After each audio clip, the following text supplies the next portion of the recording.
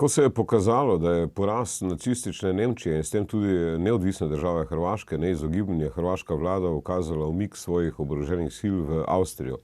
Po nemški kapitulaciji se je glavnina hrvaške armade pod vodstvom generala Herenčiča vdala britanske vojski blizu avstrijskega mesta Pliberk, nemško Bleiburg, ob meji s Slovenijo. Med njimi je bilo približno 95.000 vojakov in častnikov, poleg tega pa tudi veliko civilnih beguncev. Dne 15. maja 1945 je britanski general Patrick Scott ukazal izročitev vseh kvizdniških vojakov jugoslovanske armade, katere poveljnik je bil Danilo Basta, politični komisar 51. vojvodinske divizije. Poleg vojakov so izročili tudi civiliste, največ teh ljudi je bilo ubitih v naslednjih tednih. Le manjši del vojakov in civilistov so sicer pobili v okolici Pliberka, največ jih je umrlo na pohodih skozi Jugoslavijo ter v etniških taboriščih. Veliko izročencev je umrlo v pobojih v Kočevskem Rogu. Ob 72-letnici Pliberka je bila komemoracija na Pliberškem polju v Avstriji. Poglejmo, kaj je ob tem povedal eden od privržencev nezavisne države Hrvaške. Poglejmo. Je od prošle godine, 16. Piše obljetnica bez ustaških simbola, a mi smo tu marširali. Mene ljudi pitaju gdje si ti bio, ma tu sam bio. Nemoj, pa jel se ne sme znati istine, ja stojim osobno. Ja ću dati osobno ime i prezime, sve. To me muči. Novine su cenzurirane. Mi nemamo, žao mi je da ja imam veću slobodu u tuđoj državi nego u mojoj domovini. Ovo je protest.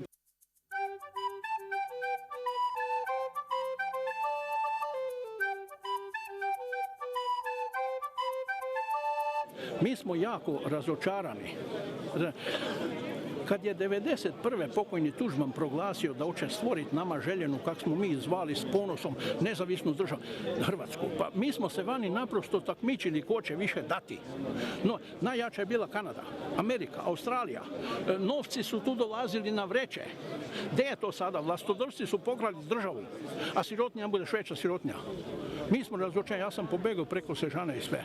A zašto sam tu? Došao sam da odam počast svim žrtvama koje su tu nastradale. Netko vaš nastradao ovdje? Moj otac je bio, gdje je završio, nećemo u to, nije u rodbini, ali ljudi su vredni počasti. Oni su tu pali i to velim. I šta želim? Ja ovime isto izražavam jedno nezadovoljstvo. To nije ta država Hrvatska koju smo mi željeli. Razumiješ? Ja ne smijem, pa to je... Evo ti ovdje. Mene niko, austrijska policija, štiti. Prije par godina meni jedan ovako napravio, mi je kapu otepsti, a ja sam sa mnom, austrijska policija spočila, ne, to je njegovo pravo. Razumiješ? Teško mi pada, žalostan sam, srce me boli da ja u tuđoj državi imam veću slobodu nego u mojoj domovini. To nije ta domovina koju smo mi htjeli. Razumiješ? U Hrvatskoj bi rekli neki da je NDH bila zločinačka država. Ma čekaj, a zašto? Bilo je, evo će sad, daj ovo, slušaj. Danas kad neko spomene Hitlera, svi gledaju samo sve crno. Pa čekaj, zašto? A gdje je ono? On je imao jednu ideologiju. Izgradio Njemačku. I neću ti dalje objašnjavati, a pričao sam sa ljudima SS koji su prebjegli iz Norveške u Švedsku, tamo su bili čuvali tvornicu teške vode. I na kraju kad mi je čovjek rekao, pa jeste slijepi, ono što je Hitler htio napraviti, to ovi danas rade. Hoće sve ujediniti. I niko se ništa ne buni. Ej, trebalo onome 75 godina da uvidimo da je to bio jedan pametni čovjek. On je htio napraviti reda. Rekao je previše nas je, zemlja nas neće. Zagadit ćemo okolinu. Šta se dešava? Sad smo se trgli. Raki su o njemu ovi grine, zeleni, za zaštitu čovjekove okoline i to je dobro. A kada? Sad kad smo već sve zagadili. Velim, uopće nisam zadovoljan sa državom, vladom, ničim. Sad su, uskoro su izbori. Za koga da glasam? Daj nađi. Ima puno stranaka. HDZ i SDP. Ne znaš koja je gore od koje. Za koga glasati? A sad ću ti reći teoriju što su me Šveđani naučili. Vido. A na glavi cijena su 12 zvijezda. Trudna je, sretna je,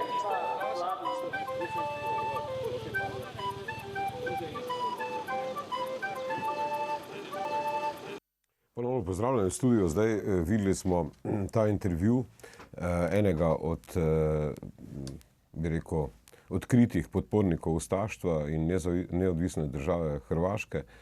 Očitno so ga policisti na koncu aretirali in seveda odpeljali.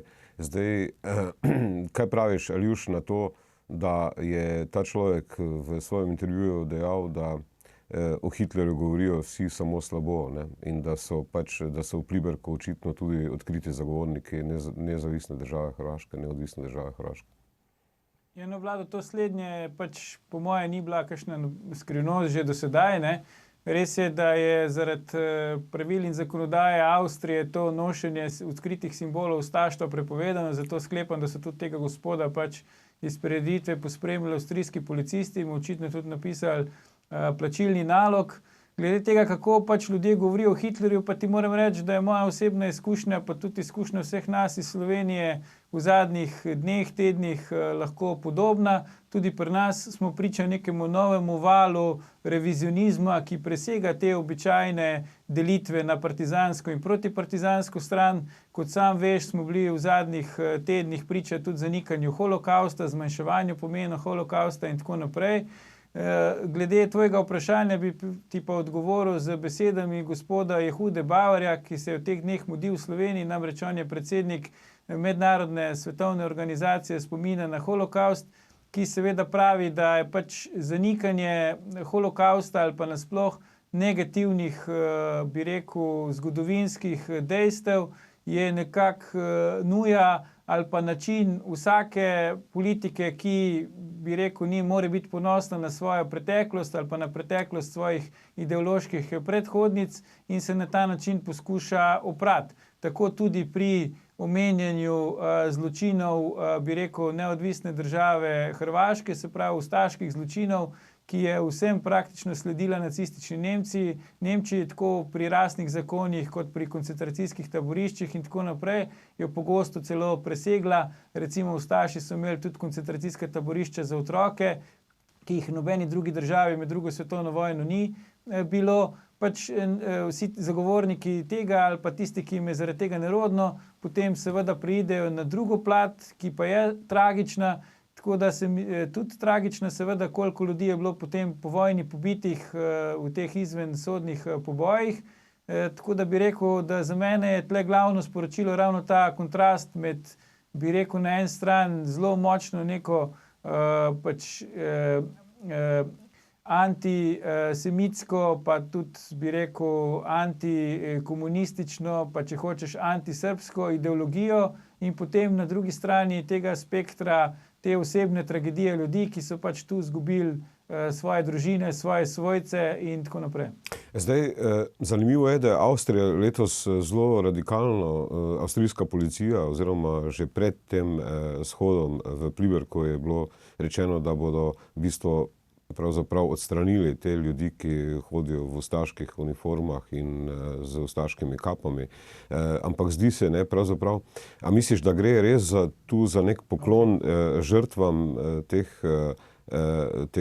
povojnih pobojev, ali imajo tu politiki vsako leto nek performance za prihajajoče volitve in da jih pravzaprav ne briga toliko, ker v bistvu dejstvo je, da so vsako leto v Pliberku prisotni tako pravzaprav vsi iz vodstva HDZ-a, običajno tudi predsednik države. Letos je predsednica države Kolinda Grabar-Kitarović poslala svojega odposlanca in pa prisotna je seveda tudi katoliška cerkev, ker to je komemorativna slovesnost. In Maša, kaj praviš na to? Ja, jaz mislim, da gre tukaj za oboje oziroma celo paleto preplet teh čustev in tudi motivov, ne. Še enkrat, normalno je, da ljudje, ki so izgubili svoje bližnje svojce, romajo na njihov grob, če vejo, kje je, ali pa tja, kjer je nekako simbolno obeležijo te njihove smrti in se jih spominjajo, prižigajo svečke in tako naprej. To je nesporno, ne glede na to, kdo so ti ljudje bili. ali pa na kakšen način ali pa zaradi katerih razlogov so padli, ampak tukaj govorimo o ljudeh, posameznikih, medtem ko politika z ene pa z druge strani se mi zdi pač ta silna čustva zlorablja za nek svoj ideološki boj. Ne smemo pozabiti, da recimo v Sloveniji je bilo okrog 80% vseh, ki so se borili v drugi svetovni vojni, bodisi na partizanski, bodisi na protipartizanski strani, mobiliziranih. Se pravi, na nek način so v manjšini bili tisti, ki so res, bi rekel, iz nekih ideoloških razlogov izbrali eno ali pa drugo stran. Politika pa tako hrvaška kot slovenska, kot katera druga, seveda ta silna čustva, ki ob teh obletnicah privrejo na plan, potem poskuša uporabiti v svoj prid, jih poskuša zlorabiti na nek način. Tisto, kar mene osebno najbolj moti pri vsem skupaj, če govorimo o Pliberku, je ravno to, da v primeru ustaške neodvisne države Hrvaške res težko najdeš, bi rekel, kakršno besedo opravičila, ker so ustaši s terorjem nad vsemi nasprotniki, tako bi rekel, nad Srbi, nad Romi, nad Judi, političnimi nasprotniki in tako naprej. Tudi Slovenci, seveda, ja, začeli praktično takoj potem, ko so to svojo državo proglasili, se pravi takoj potem, ko je pač Jugoslavija bila okupirana strani sil vsi. Ko beremo, recimo, bi rekel, zgodovinske vire o tem, kaj vse so počeli, je to res grozljivo.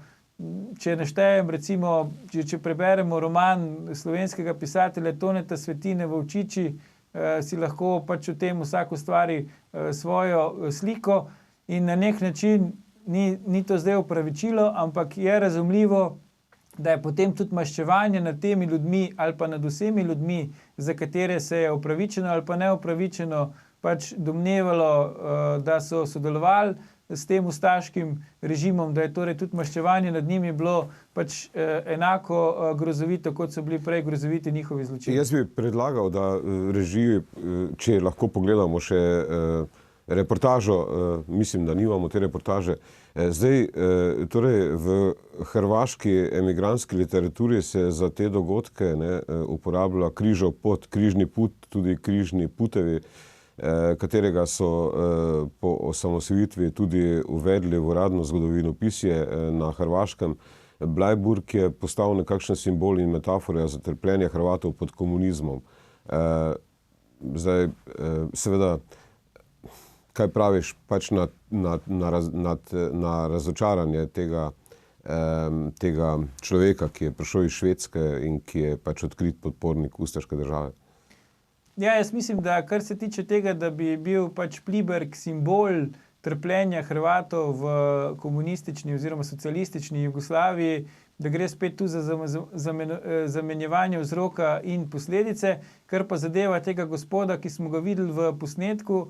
Pa jaz verjamem, da je bilo veliko ljudi na Hrvaškem, ki so ob razglasitvi neodvisnosti leta 1991 mislili, da se bodo pač vrnili časi ustaštva. Na srečo se to ni zgodilo, ker po drugi strani vlado se moramo spomniti, da so tudi Srbi na Hrvaškem opravičevali ta svoj upor in potem zločine, ki so jih počeli v vojni na Hrvaškem, ravno s tem, da so se bali, da se bo spet vrnil čas ustaštva in ustaški zločini, ne. Pokojni hrvaški predsednik in ustanovitelj hrvaške države leta 1991, gospod Tuđman, je z nekaterimi potezami v to smer tudi sam namigval, ne, tudi zastava, ki jo je Hrvaška izbrala, recimo šahovnica in tako naprej. Če te prekinem, samo v bistvu še ena stvar, ki je zelo aktualna te dni, ne. Že dolgo ni nek koncert povzročil toliko razburjenja, kot ga je za soboto napovedani koncert hrvaškega zvezdnika Marka Perkovića Thompsona. Kritiki mu očitajo simpatiziranje z ustaštvom in fašizmom in nacizmom. Nanj se je spravljal celo nekdanji hrvaški predsednik Stipe Mesić.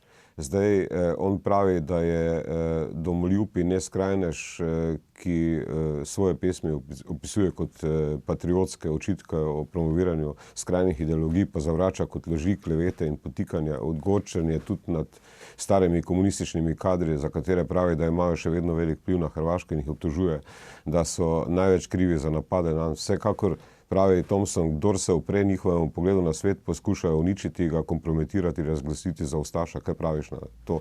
Glede na to, te pozive, celo mislim, da predsednika parlamenta slovenskega, da se ta koncert prepove, samo na kratko. Ja, jaz mislim, da je pač pri estradnikih zelo tanka meja med tem, ali oni dejansko verjamejo v to, kar propagirajo recimo na odru ali pa v svojem umetniškem udejstvovanju, če smemo temu tako reči, v tem konkretnem primeru, ali pa gre bolj za, bi rekel, neko namensko obnašanje, s katere si hoče zagotoviti pač neko svojo publiko, za katero pričakujejo, da jim je tako obnašanje ali pa tak način podajanja neke pogojno umetniške vsebine všeč. Jaz bi ti odgovoril s primerjavo, če bi recimo nekdo prišel imeti koncert v Slovenijo, pa bi namesto ustaških simbolov, pozdravov, ikonografije in besednjaka zagovarjal recimo nacistične simbole, pozdrave, besednjak in ikonografijo, bi sprožil ravno take odzive, če ne še hujših, tako da me ne čudi, da pač bi rekel izvažanje ustaštva v sosednjo državo je Sloveniji še bolj negativno sprejeto, kot bi bilo recimo neko domače razkazovanje takih. Dobro, jaz se seveda najprej bi se rad opravičil gledalcem in pa Sebastianu, ker zaradi tehničnih težav nismo imeli zveze z njim na Primorskem, ne, v Kopru, tako da nam je umanjkal njegov pogled na to, vendar računam, da bomo seveda spostavili zvezo in ko bomo govorili o tretji temi, spolnem nadlegovanju na univerzi na Primorskem, po oglasih.